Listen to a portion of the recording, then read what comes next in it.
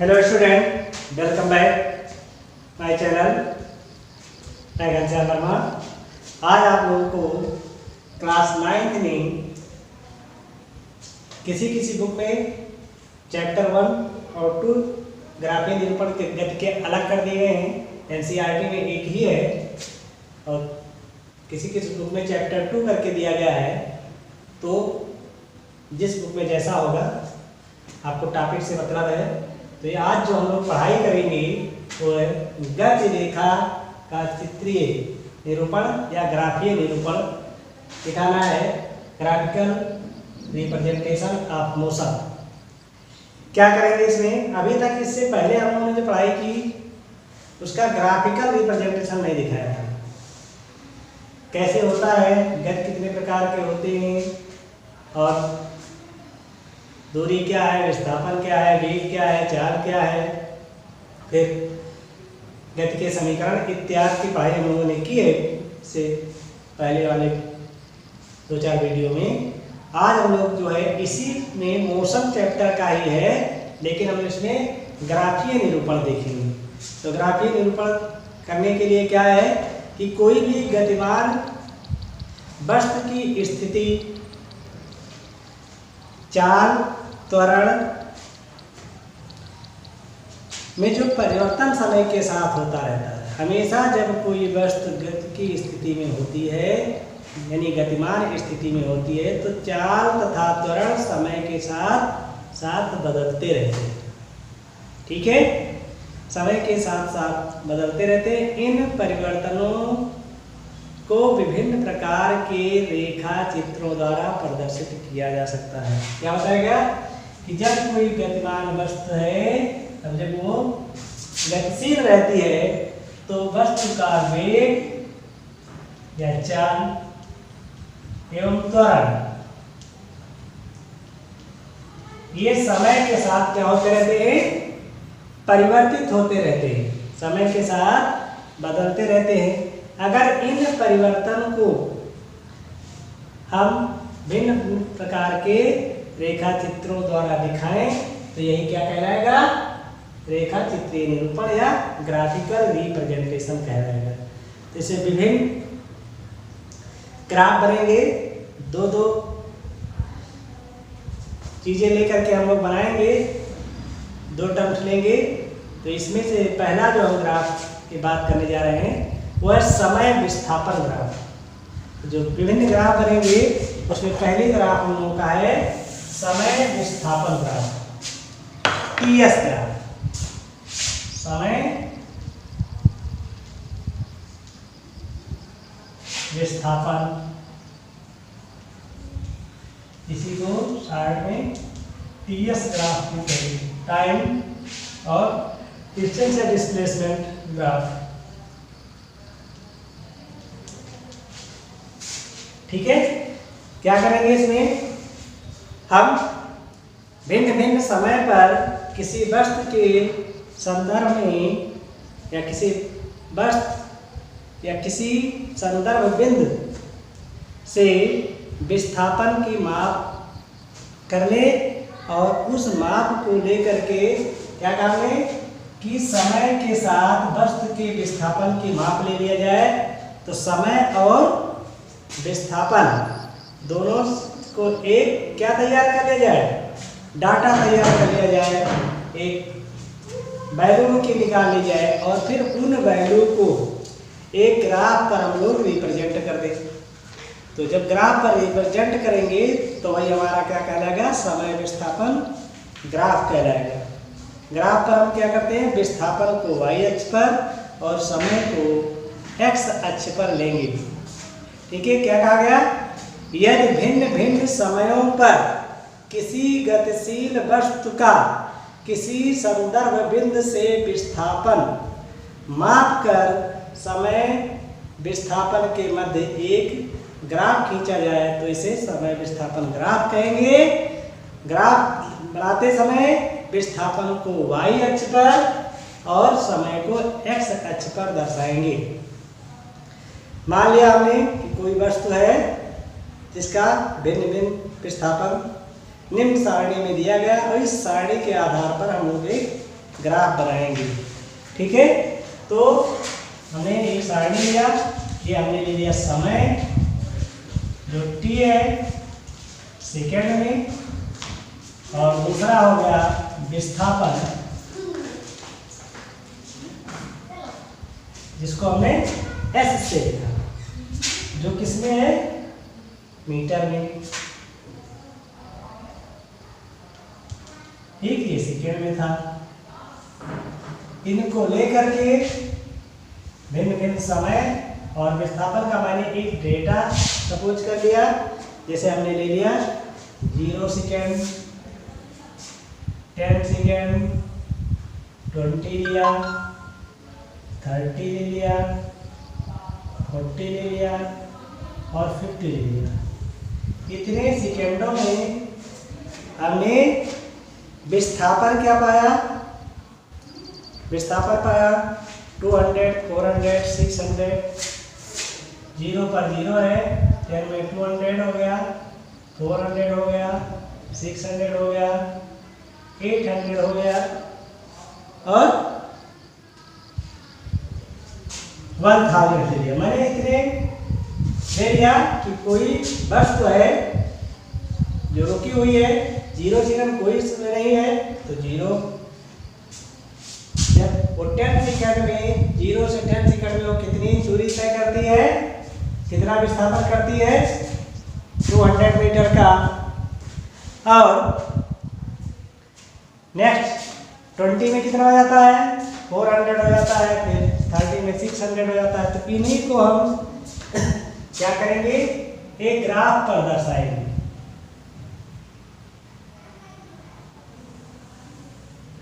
जैसा हमने कहा कि हम लोग समय को एक्स अक्ष पर लेंगे। ये आपका एक्स अक्ष है, समय t है, सेकेंड में लिया गया इसको, ये एक्स अक्ष पर है, और विस्थापन s को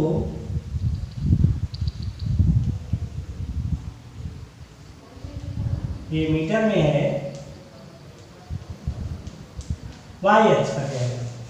तो समय हम जैसे दिया गया है 0, 10 ले लिया हमने, 20 ले लिया, 30 ले लिया, 40 ले लिया, 50 ले लिया, 60 ले लिया, 70 ले लिया, इस तरीके से ले लिया। और ऐसे इस पर हमने क्या किया, कितने का, चाहे 200 या 100 का, तो 200 का है तो 2 ही ले लीजिए, 200, 400, 600, 800, thousands, 1200 इत्यादि लेते चले गए ये वाई अक्ष पर। ठीक, इन डेटा को लेकर के 0 पर 0 यानी ओरिजिन पर 0 हो गया, 10 सेकंड पर गए तो 200 चला, तो ये लेंगे ऐसे, और ये जहां पर दोनों काटेंगे ये पॉइंट हो जाएगा। फिर 20 पर 400, तो ऐसे चलिए, ऐसे ग्राफ में लाइन बनी होती है, इसलिए ग्राफ पर ग्राफ बनाना बहुत ईजी है। उसमें सीधी लाइन आएगी, इसमें लाइन छोटी बड़ी हो सकती है, इसलिए ग्राफ थोड़ा सा बहुत स्पष्ट ना हो। स्पष्ट का मतलब ये होगा कि सीधी रेखा ना मिले, थोड़ा बहुत हो सकता है, या इधर लाइन थोड़ी बहुत हो सकती है। ऐसे 30 का देखेंगे 600, ये हो गया। फिर 800 है 40 पर, तो ऐसे ग्राफ जाएगा। ठीक है, ऐसे इसका आ जाएगा, इसका यहाँ पर। तो ये समय विस्थापन ग्राफ है जो हम लोगों ने दर्शाया। अब इससे हम लोग बहुत सारी बातें निकाल सकते हैं। इससे हम लोग इसका क्या निकाल सकते हैं, इससे हम लोग इसका प्रवणता निकाल सकते हैं।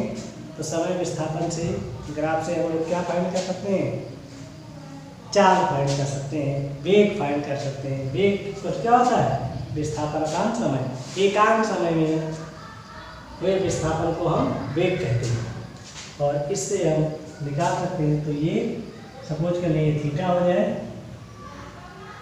ये ए हो गया, ये बी हो जाए, ये सी हो जाए, तो ये हम प्रवणता निकाल सकते हैं tan थीटा, और इससे हमारी वैल्यू मिल जाएगी कि यहाँ पर इसके वेग में परिवर्तन क्या है और समय में परिवर्तन क्या है। ठीक, तो इस तरीके से हम लोग समय विस्थापन ग्राफ को देखा गया। अब हम लोग क्या करेंगे, इसके बाद इससे हम कर क्या सकते हैं। जो समय विस्थापन ग्राफ बनाया गया है इसका यूज क्या है, इसका क्या उपयोग करेंगे। तो हम लोग समय विस्थापन ग्राफ से वेग का निर्धारण करेंगे। किसका निर्धारण करेंगे, वेग का निर्धारण करेंगे। तो समय विस्थापन ग्राफ से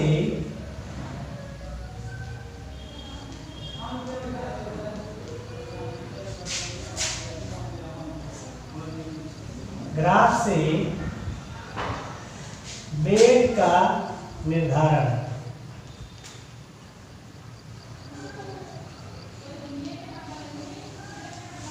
वेग का निर्धारण करेंगे। मान क्या है, यदि समय विस्थापन ग्राफ एक सरल रेखीय है तो वेग ज्ञात करने के लिए क्या करेंगे, हम इसे किन्हीं दो बिंदुओं पर विचार कर लेंगे ग्राफ के। यदि समय विस्थापन ग्राफ क्या है, एक सरल रेखीय, ये सरल रेखीय ग्राफ है, तो अगर आपको इस वेग का निर्धारण करना है तो क्या करेंगे, इस ग्राफ पर दो बिंदु हम ए और बी लिया, इस पर विचार कर लेते हैं। क्या करेंगे, इस ग्राफ में देखेंगे कि ए के संगत कितनी वैल्यू है। तो ए के संगत अगर इसको हम T1 मान लें, इसको T2 मान लें, इसको S1 मान लें और इसको S2 मान लें। ठीक है, तब वस्तु का वेग कितना होगा, तो वस्तु का जो वेग हो जाएगा वो क्या हो जाएगा, वस्तु का वेग बराबर क्या हो जाएगा, विस्थापन बटे समांतराल। तो विस्थापन बटा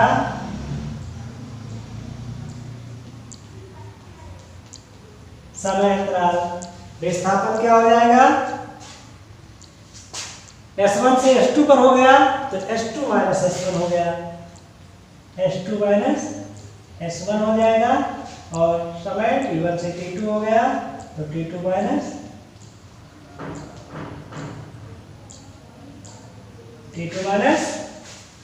T1 हो जाएगा।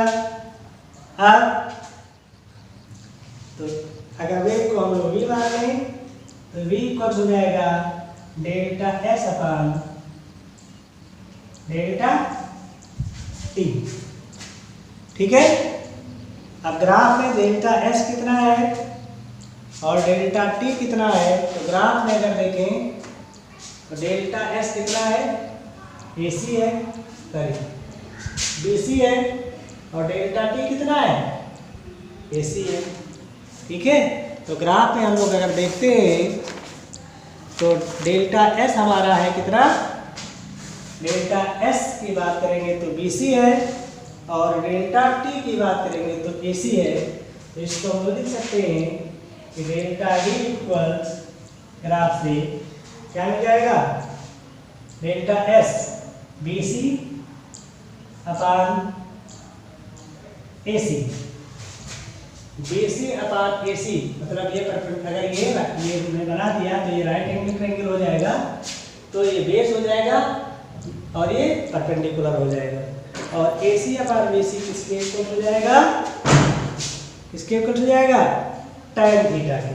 तो ये इक्वल हो जाएगा किसके, tan थीटा के इक्वल हो जाएगा।